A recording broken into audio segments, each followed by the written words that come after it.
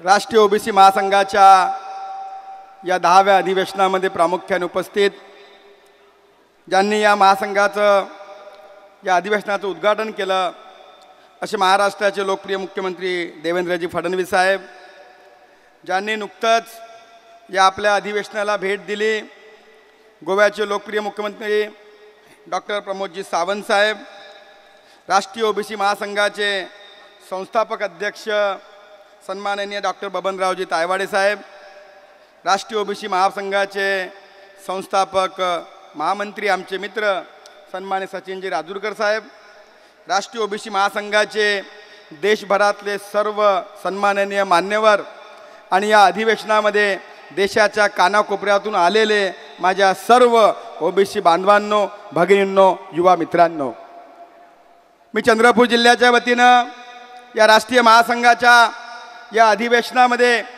देशातून जे ओबीसीचे सर्व बांधव आले, मी त्यांचं या ठिकाणी मनपूर्वक स्वागत करतो। राष्ट्रीय ओबीसी महासंघाचे अध्यक्ष बबनजी तायवाडे, महामंत्री सचिनजी राजूरकर व त्यांच्या सर्व टीमचं मनापासून अभिनंदन करतो की 7 ऑगस्टला गेल्या 10 वर्षापासनं या देशाच्या कानाकोपऱ्यात जाऊन आपण ओबीसी बांधवांना जागवण्याचं काम करत आहे।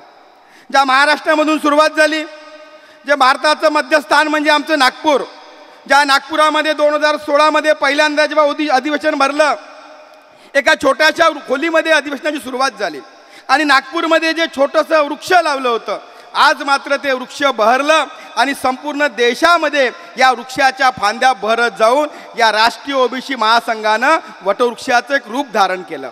आणि गेल्या 10 वर्षामध्ये ओबीसी महासंघाचे सर्व जे पदाधिकारी आहेत यांनी प्रचंड परिश्रम केले, या देशातलं ओबीसी माणसाला जागवण्याचं काम केलं।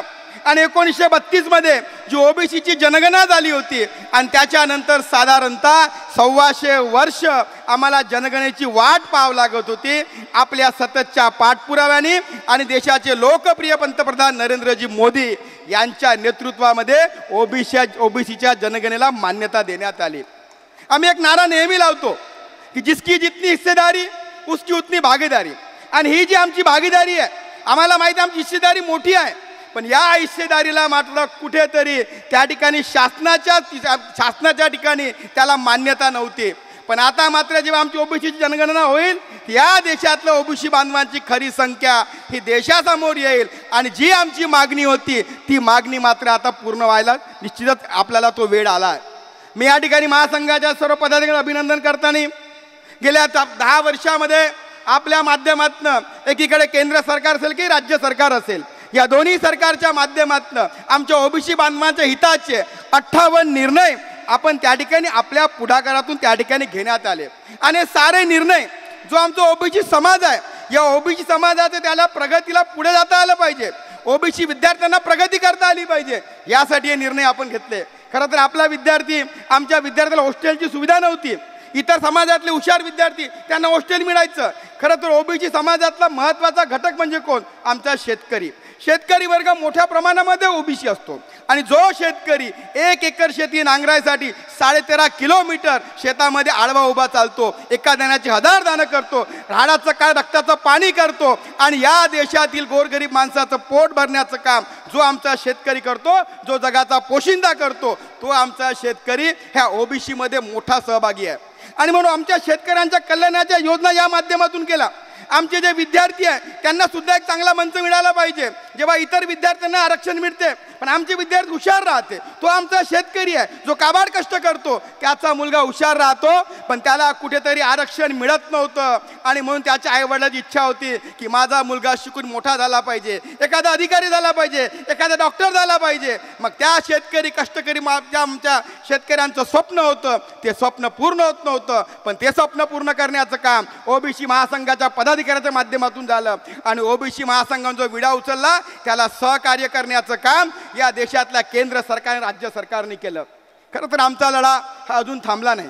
आपल्याला पुढे संघर्ष करायचा आहे. पण हा संघर्ष करताना या देशातले जे ओबीसी बांधव आहे यांना संघटित करणं गरजेचं आहे. आमचा ओबीसी बांधव पेटून उठला पाहिजे. आपण या ठिकाणी अनेक वक्त्यांनी या ठिकाणी आपलं वक्तव्य केलं की इतर समाज संघटित आहे, पण या समाजाच्या मात्र तुलनेमध्ये आमचा ओबीसी समाज मात्र हा पाहिजे तेवढा अजूनही संघटित नाही. आणि म्हणून या संमेलनामध्ये जे देशातले लोक आले, जे मान्यवर आले, आता तुमची जबाबदारी आहे की फक्त 7 ऑगस्टला येऊन या ठिकाणी भाषणं ऐकून आणि भाषणं देऊन जायचं नाही, तर या अधिवेशनाचा जो अमृत निघणार आहे हे अमृत घेऊन तुम्हाला तुमच्या गावागावापर्यंत पोहोचवण्याचं काम करायचं आहे. आणि जे आलेले उपस्थित डेलिगेट्स आहे यांना मी विनंती करतो की या अधिवेशनाचं अमृत घेऊन आपण जर तुमच्या गावात गेले, गावातल्या शेवटच्या ओबीसीपर्यंत पोहोचलो, तर निश्चितच आमचं ओबीसी बांधव सुद्धा एकत्रित आल्याशिवाय राहणार नाही. आणि निश्चितच येणारा काळ तो काळ काही दूर नाही, कारण की ज्या ओबीसी महासंघाची स्थापना ही ओबीसीच्या कल्याणासाठी झाली आणि गेल्या 10 वर्षाचा आपला प्रवास जर बघितला,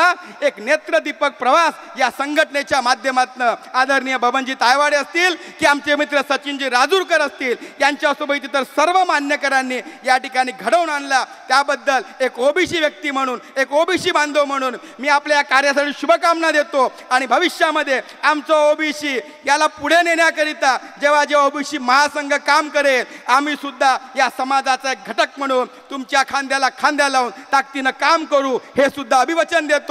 या अधिवेशनामध्ये संपूर्ण देशातले जे डेलिगेट्स आले त्यांना सुद्धा अभिनंदन करतो, त्यांना शुभकामना देतो. आणि जोपर्यंत या देशामध्ये जो आम्ही नारा लावला, हा नारा हा फक्त नारा नाही, तर याला प्रत्यक्ष जर कृतीमध्ये उतरवायचं असेल तर या अधिवेशनामध्ये आलेल्या प्रत्येक बांधवांनी, प्रत्येक भगिनींनी की जिसकी जितनी संख्या भारी उसकी इतनी हिस्सेदारी, हा नारा जोपर्यंत प्रत्यक्षात साकारत नाही तोपर्यंत आपण स्वस्थ बसू नका ही आपल्याला आवाहन करतो. आलेल्या सर्व मान्यवरांचं हार्दिक स्वागत करतो आणि माझ्या शब्दाला विराम देतो. खूप खूप धन्यवाद.